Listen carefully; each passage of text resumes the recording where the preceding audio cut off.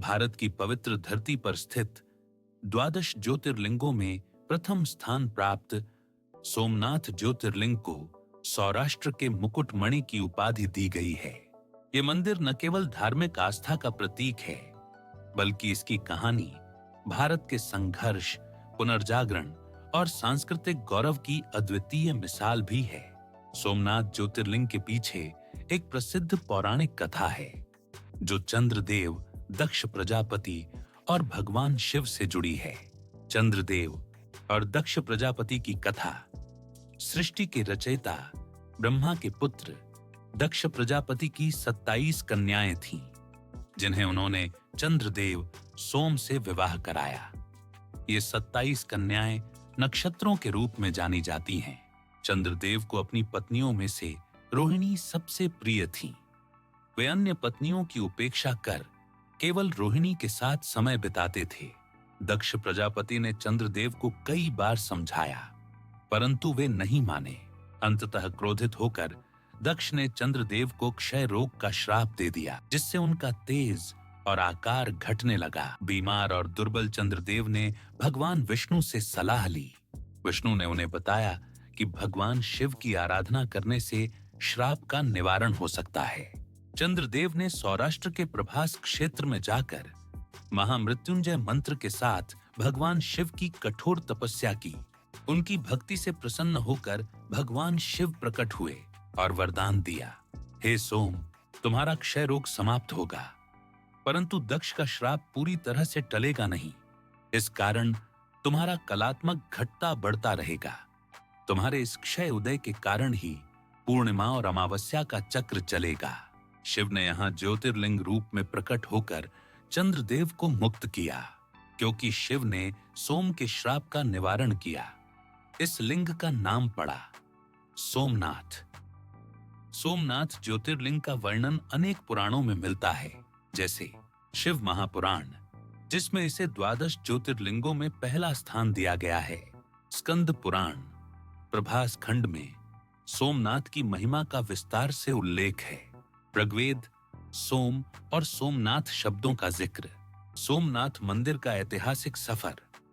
सोमनाथ मंदिर का इतिहास केवल धार्मिक ही नहीं, बल्कि साहस, संघर्ष और पुनर्निर्माण की भी कहानी है।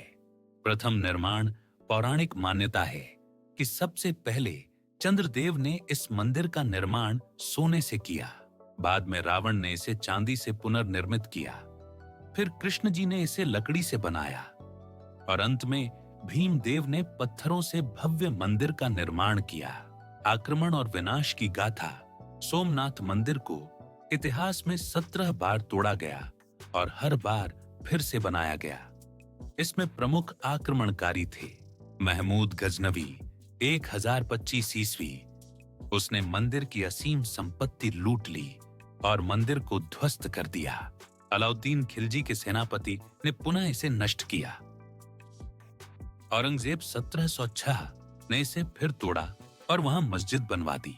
हर बार विनाश के बाद स्थानीय राजाओं, संतों और जनता ने इसे पुनर्निर्मित किया।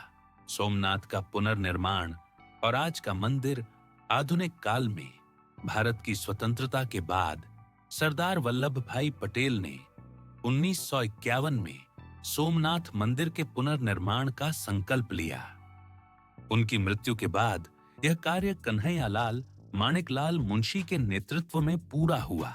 11 मई 1951 को राष्ट्रपति डॉक्टर राजेंद्र प्रसाद ने इसका उद्घाटन किया।